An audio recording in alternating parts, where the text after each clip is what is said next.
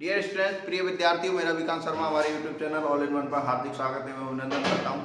हम क्लास 10 की मैथ में चैप्टर नंबर 3 दो चर रेखीय समीकरण युग्म के बारे में बात कर रहे थे, स्टडी कर रहे थे। आज हम 3.1 को कंप्लीट करने के बाद में 3.2 की तरफ आगे की तरफ बढ़ते हैं और उससे पहले कुछ एग्जाम्पल्स को पढ़ेंगे और उस एग्जाम्पल्स में हम जानेंगे कि प्रतिस्थापन विधि के बारे में। प्रतिस्थापन विधि क्या होती है कि एक चर का मान दूसरे चरों के पद के रूप में व्यक्त करके और रैखिक समीकरण युग्म को प्रतिस्थापन विधि द्वारा प्रतिस्थापित करके हल करने की विधि को हम प्रतिस्थापन विधि कहते हैं। हम एग्जांपल्स के आधार पर जानेंगे कि इसको किस प्रकार से प्रतिस्थापन विधि के द्वारा इसको रैखिक समीकरण को सॉल्व किया जाता है और कैसे उनके हल निकाले जाते हैं। तो आप अपनी बुक और नोटबुक अपने साथ में रखें और मेरे साथ में आप समझते जाएं और नोट करते जाएं। आज हम एग्जाम्पल नंबर 5 के बारे में बात करेंगे। एग्जाम्पल नंबर 5 आपकी बुक में एक बार पढ़ें और उस बुक में जो दे रखा है उस हिसाब से हमको उसको सॉल्व करना है। तो कह रहा है कि आफताब अपनी पुत्री से कहता है कि 7 वर्ष पूर्व में तुमसे 7 गुनी आयु का था। कितने वर्ष पूर्व? कि 7 वर्ष पूर्व। अब से 3 वर्ष बाद मैं तुमसे केवल 3 गुनी आयु का रह जाऊंगा। इस स्थिति को बीजगणितीय एवं ग्राफीय रूप में व्यक्त कीजिए। तो हम इसको सॉल्व करते हैं। तो माना आफताब की वर्तमान आयु, माना आफताब की वर्तमान आयु बराबर x वर्ष, पुत्री की वर्तमान आयु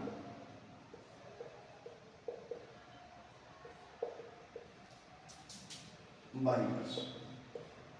यहां से हम प्रश्नानुसार देखते हैं कि प्रश्न में जिस हिसाब से दे रखा है उस हिसाब से हम करते जाएंगे क्वेश्चन को और आगे हमारा हल निकलता जाएगा। प्रश्नानुसार किस हिसाब से दे रखा है कि आपको दे रखा है कि आफताब कह रहा है कि मैं 7 वर्ष पूर्व, तो इसका मतलब ये तो वर्तमान आयु हो गई x और ये होगी y, तो ये तो होंगी दोनों वर्तमान आयु। अब ये कह रहा है कि 7 वर्ष पूर्व, तो ये 7 वर्ष पीछे चले जाएंगे। अब इनको बराबर करने के लिए वो कह रहा है कि मैं तुमसे 7 वर्ष पूर्व 7 गुनी आयु का था। कितनी गुनी आयु का था? 7 गुनी आयु का। तो 7 गुनी के लिए ये तो 7 गुना है ये पहले से, तो इसको किससे गुणा कर देंगे? 7 से गुणा कर देंगे। अब 7 से गुणा किया तो ये हो जाएगा x - 7, ये हो जाएगा 7y - 7 7 49, ये होगा 49। यहां से x - 7y ये -49 और +7, यहां से इस तरीके से आ जाएगा। अब देखो x - 7y 49 में से यहां आपको ध्यान रखना है, यहां बहुत कई स्टूडेंट्स यहाँ गलती करते हैं। प्लस माइनस चीजें आपको समझ में नहीं आती कि एक संख्या अगर आपको माइनस की दे रखी है, दूसरी प्लस की दे रखी है, तो दोनों संख्याएं क्या होती है? माइनस होती है। क्या होती है? माइनस। और चिन्ह हमेशा बड़ी वाली संख्या का आता है। एक संख्या क्या आएगी है? माइनस की, और एक संख्या किसकी दे रखी है? प्लस की। तो दोनों संख्या क्या होंगी? माइनस होंगी और चिन्ह आएगा हमेशा बड़ी वाली संख्या। जैसे किस तरीके से, अगर यहां दे रखा होता 49 - 7, तो एक संख्या प्लस की है और एक संख्या माइनस की है। तो एक संख्या प्लस की और एक संख्या माइनस की है, तो ये दोनों संख्याओं में क्या होंगे? माइनस होगा। माइनस होगा तो क्या आएगा? 42। लेकिन चिन्ह बड़ी वाली संख्या का, बड़ी वाली संख्या में चिन्ह का आएगा प्लस का, तो इसका मतलब प्लस का चिन्ह आएगा। तो प्लस का चिन्ह लगाओ चलने लगाओ तो भी किसका है? प्लस का ही दर्शाता है। यहां क्या होगा? यहां दोनों संख्या एक प्लस की एक माइनस की घटेंगी, माइनस होगा, आएगा तो 42, लेकिन चिन्ह का आएगा बड़ी वाली संख्या का, और बड़ी वाली संख्या क्या है? 49, तो चिन्ह आएगा माइनस के 42। इस तरीके से हम क्या करेंगे? इसको सॉल्व करेंगे। ये हो गया, समझ में आया होगा यहां तक। आगे पुनः प्रश्नानुसार हम करने के देखते हैं इसको हम समीकरण 1 नाम दे देंगे, समीकरण 1। पुनः प्रश्नानुसार,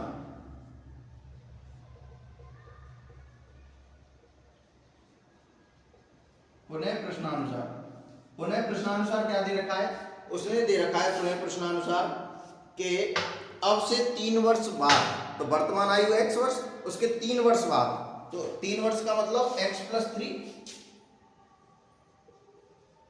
और y + 3। 3 वर्ष बाद कितनी गुनी आयु का हो जाएगा, तुमसे केवल 3 गुनी आयु का रह जाऊंगा, तो इसका मतलब ये तो 3 गुना है ही पहले से, इसमें किसका गुणा कर देंगे, 3 से गुणा कर देंगे, तो ये हो जाएगा x + 3, ये हो जाएगा 3y + 9। यहां से x - 3y, ये इधर जाएगा 9 - 3। अब देखो यहाँ पे एक संख्या प्लस की, एक संख्या माइनस की, संख्या घटेंगी माइनस होंगी, चिन्ह बड़ी वाली संख्या का आएगा, तो x - 3y = 6। तो ये आ गया समीकरण 2। ये यहां तक लगता है सभी को बात यहां तक समझ में आई। अब यहां से आगे हमको क्या करना है कि एक चर का मान दूसरे चर के पद के रूप में व्यक्त करते हैं और उसको हम समीकरण किसी में भी रखने पर उसका मान क्या करेंगे, हल करेंगे। तो यहां से समीकरण 2 से लेते हैं, समीकरण 2 से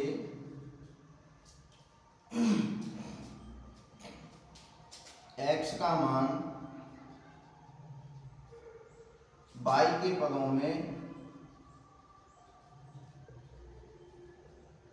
व्यक्त करने पर,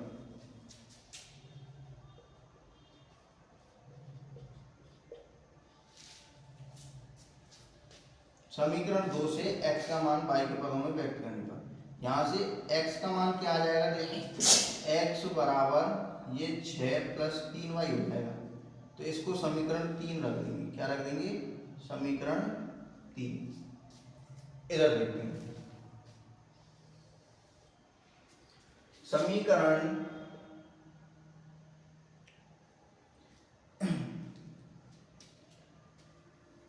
समीकरण 3 से x का मान, अब ये 2 से निकाला था, किस में रख देंगे, 1 में रखने पर, समीकरण 3 से x का मान समीकरण 1 में रखने पर, समीकरण 3 से x का मान समीकरण 1 में रखने पर, तो x का मान क्या दे रखा है यहाँ, 6 + 3y, तो यहाँ x समीकरण 1 में रख दो, ये दे रखा है 6 + 3y - 7y,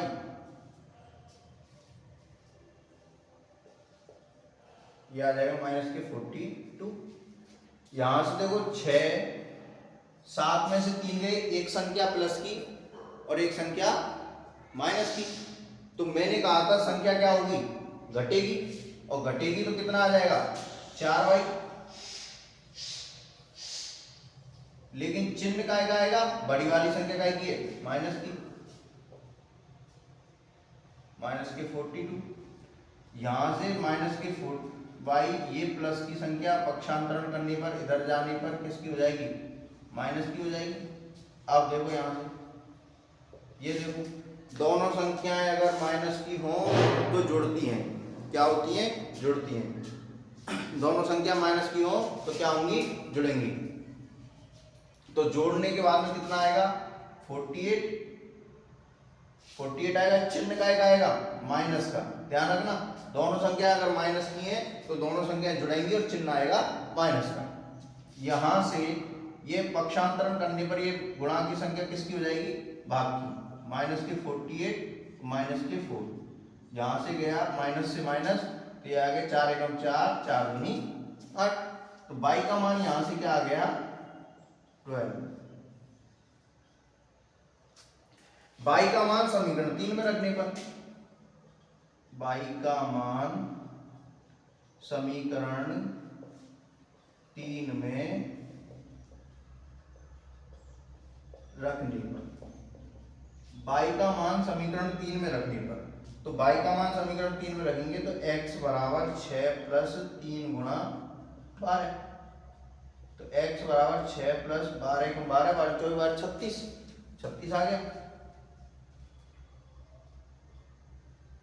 ये आ गया 42, तो x का मान तो आ गया 42 और y का मान आ गया 12, और x और y हमने क्या मान रखा है कि माना आफ्ताब की वर्तमान आयु x1, तो वर्तमान आयु उसकी क्या हो जाएगी 42, और y वर्ष क्या माना है 12 वर्ष, उसकी पुत्री क्या है।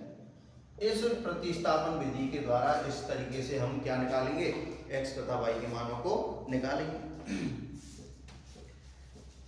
ये बात आपको समझ में आई होगी। आगे हम इसको आप स्क्रीनशॉट ले सकते हो एक बार, फिर आगे हम नेक्स्ट एग्जांपल की बात करते हैं। 6 एग्जांपल क्या कहता है, देखो।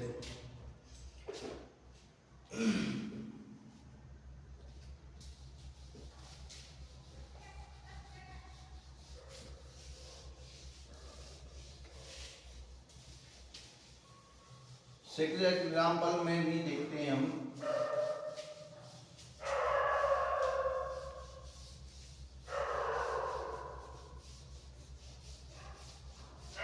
उसको भी इसी प्रकार से हल करने की कोशिश करते हैं। क्या कह रहा है सिक्स एग्जांपल कि एक दुकान में 2 पेंसिल और 3 रबड़ों का मूल्य 9 रुपये है, और 4 पेंसिल और 6 रबड़ों का मूल्य 18 रुपये है। तो प्रत्येक पेंसिल और प्रत्येक रबड़ का मूल्य ज्ञात कीजिए। तो इसके लिए उसी प्रकार से हमने जैसे वर्तमान आयु मानी थी, तो पेंसिल का मूल्य, एग्जाम्पल नंबर 6, माना पेंसिल का मूल्य बराबर x वर्ष। क्या मान लेंगे, पेंसिल का मूल्य बराबर x वर्ष। रबड़ का मूल्य, किसका, रबड़ का मूल्य बराबर y वर्ष। रबड़ का मूल्य बराबर y वर्ष। यहां से वही प्रश्नानुसार, प्रश्न के अनुसार, प्रश्नानुसार देखते हैं क्या कह रहा है प्रश्नानुसार। वो कह रहा है कि 2 पेंसिल 3 रबड़ों का मूल्य, 2 पेंसिल 2x प्लस 3 रबड़ों का मूल्य किसके बराबर दे रखा है आपको, 9 के बराबर। समीकरण 1। पुनः प्रश्नानुसार,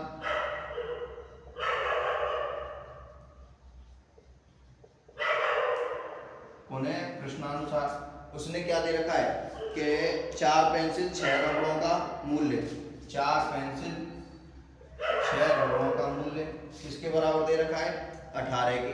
किसके, 18 के। समीकरण 2। अब समीकरण 1 से, समीकरण 1 से x का मान y के पदों में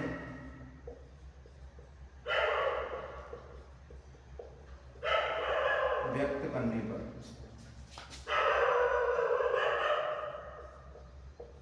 व्यक्त करने पर तो 2x प्लस 3y 9, तो यहां से क्या हो जाएगा 2x बराबर 9 माइनस 3y और x बराबर 9 माइनस 3y अपॉन 2। समीकरण 3, समीकरण 3। अब समीकरण 3 से x का मान, समीकरण 3 से x का मान समीकरण 2 में रखने पर,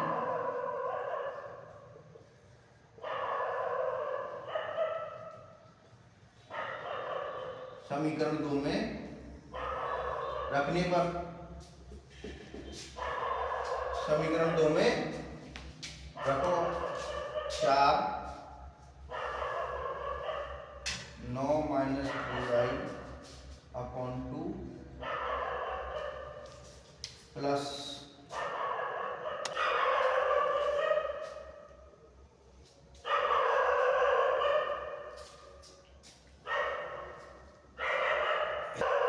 यहां से हम देखते हैं x का मान समीकरण 2 में रखने पर, तो 2 में रखा प्लस 6y बराबर 18।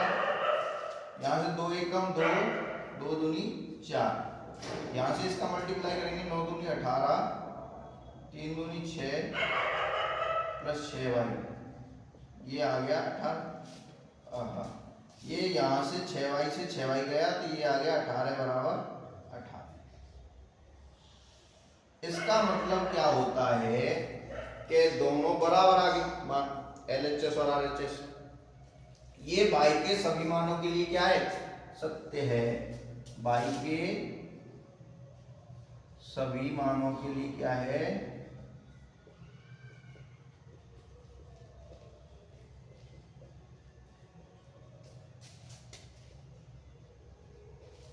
सत्य। यहां से कोई y का एक मान नहीं निकला तो इसका मतलब x का भी कोई मान नहीं निकलेगा। ये स्थिति इसलिए पैदा हुई क्योंकि यह स्थिति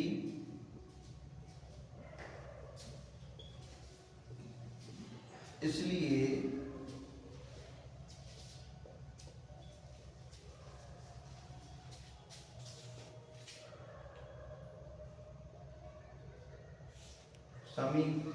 क्योंकि दोनों रैखिक समीकरण एक ही हैं।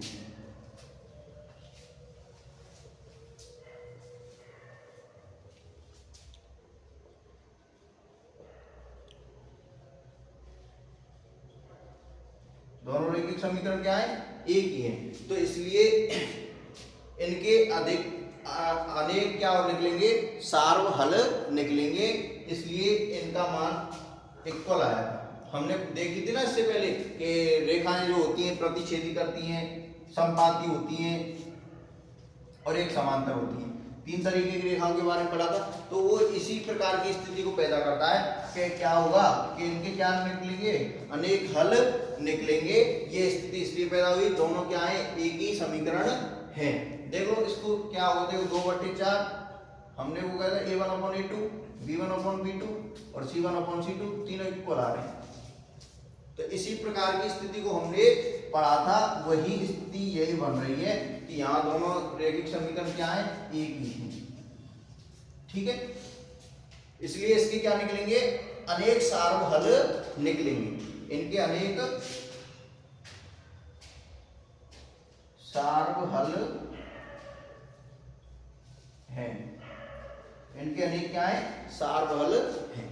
इस तरीके से हम इस क्वेश्चन को क्या करेंगे, सॉल्व करेंगे। हम नेक्स्ट एग्जांपल की बात करते हैं 7 नंबर की।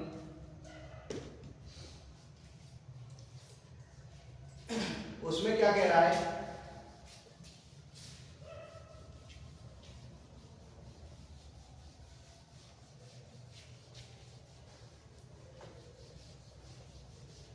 सेवन नंबर एग्जाम्पल के बारे में बात करते हैं।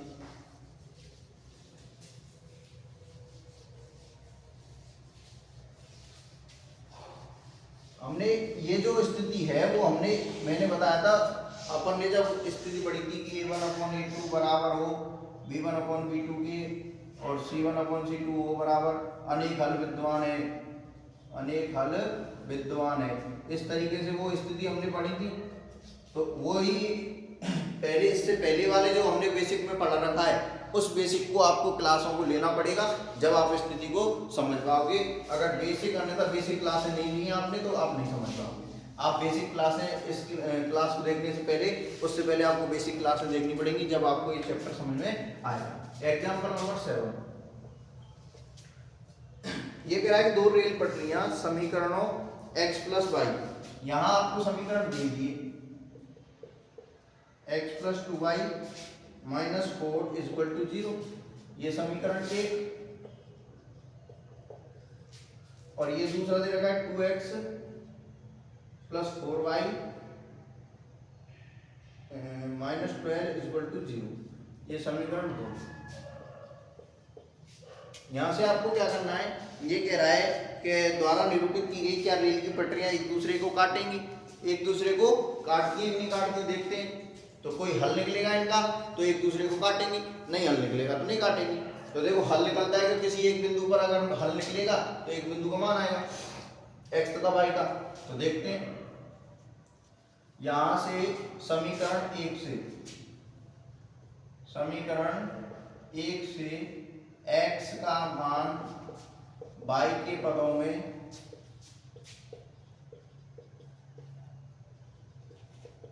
व्यक्त करने पर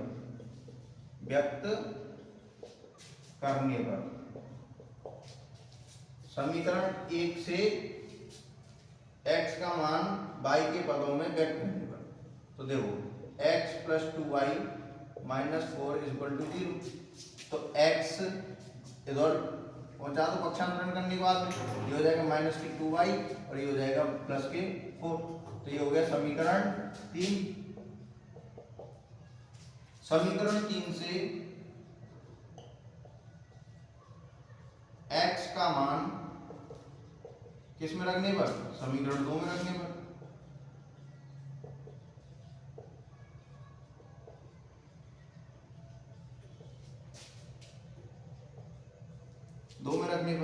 समीकरण 3 से x का मान समीकरण 2 में रखने पर x का मान देखो 2 multiply 2y plus 4 plus 4y minus 12 is equal to 0।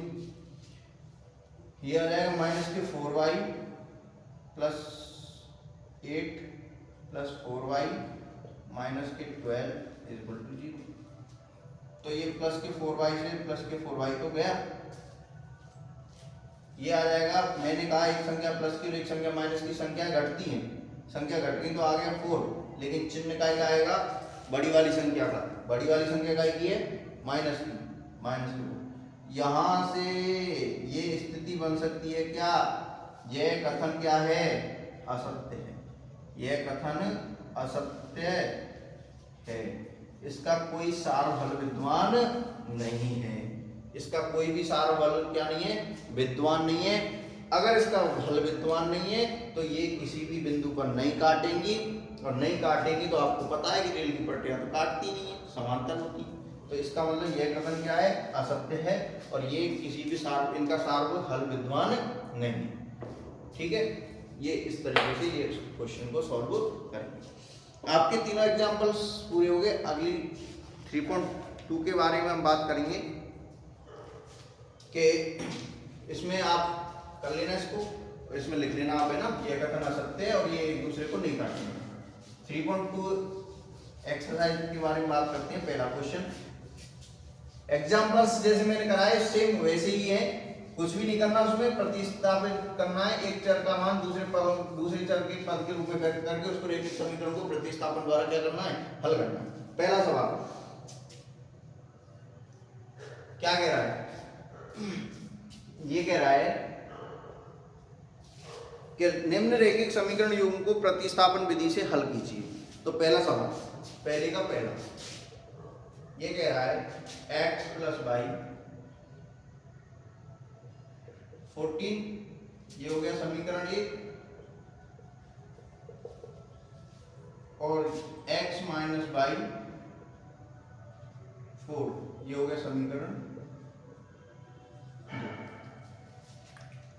यहां से हम क्या करेंगे, वही कि समीकरण 1 से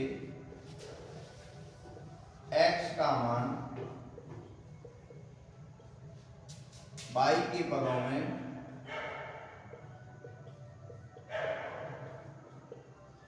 व्यक्त करने पर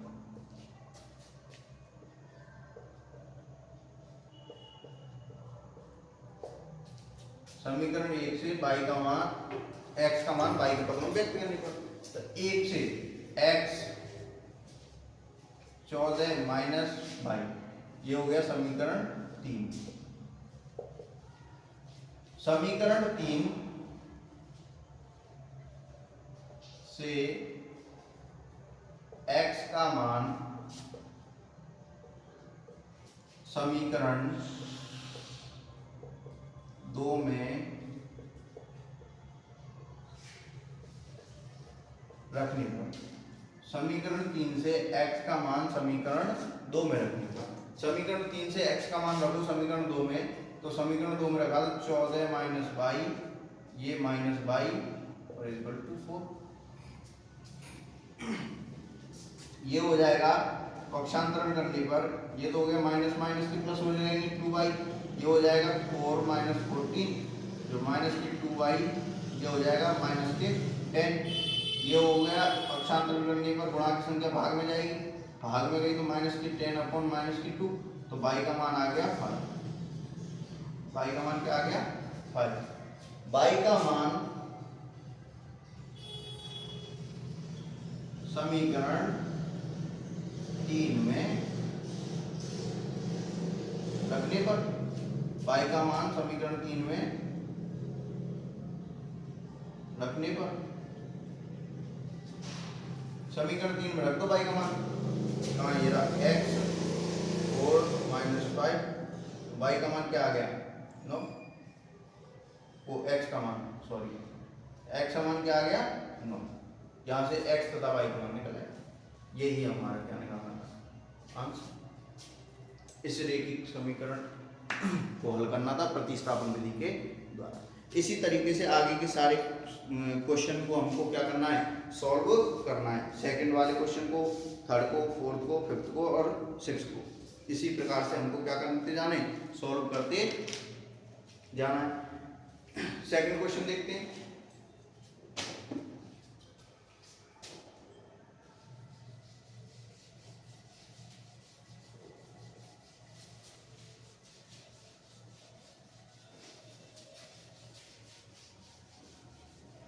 सेकंड क्वेश्चन इसी प्रकार से होगा, s माइनस टी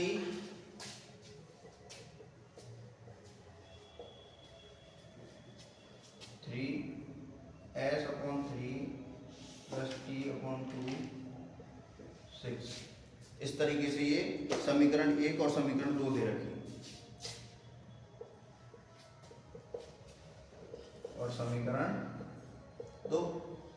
वही समीकरण 1 से सेम प्रोसेसिंग करनी है। समीकरण 1 से x का मान y के पदों में व्यक्त करने पर,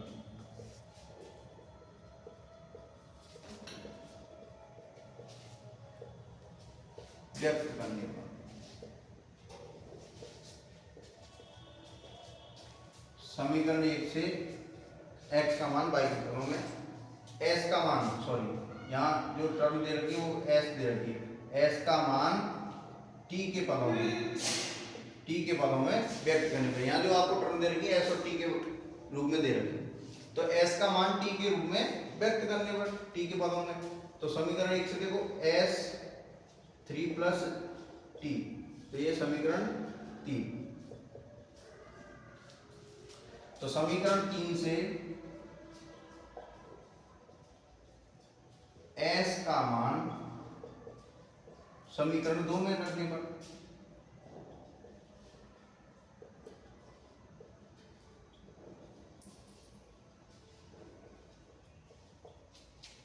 समीकरण 3 से s का मान समीकरण 2 में रखने पर, s का मान रख दो 3 plus t upon 3 plus t upon 2 is equal to 6। यहां से आप एलसीएम लोगे तो यहां से एलसीएम आएगा 6, 3 दूनी 6, 2 का मल्टीप्लाई ऊपर किया, 3 दूनी 6 प्लस 2 टी प्लस 2 तिया 6, यह आ जाएगा 3t इक्वल टू 6।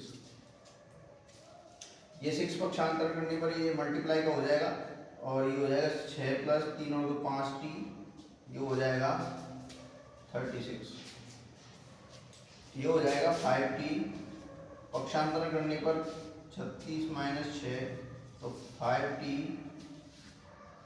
30 और t इज इक्वल टू 30, इधर लिख लेता हूँ,